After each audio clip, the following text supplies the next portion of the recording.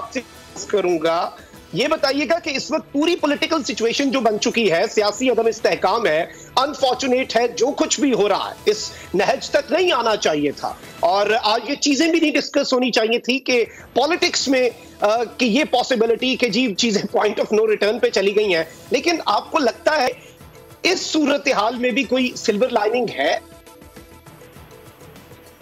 देखिए, कोशिश तो कर रहे हैं अमेरिका से बात करके कि अमेरिका के कांग्रेसमैन कोई कैंसर के करीब में दस्तखत किए हैं, वो अपने वज़ीर ख़ारजा को कहें और वो वज़ीर ख़ारजा हुकूमत पाकिस्तान पे दबाव डाले।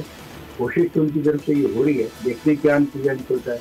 और आज तो एक कांग्रेस वुमेन से उन्होंने बात भी की है और बड़ी हैरानगी है कि अमेरिकी गुलामी की बात करने वाले अब अमेरिका से क्या बात कर रहे हैं, ये भी आपके सामने। तो देखते हैं कि ये जो उनका कदम है इसका क्या नतीजा निकलता है।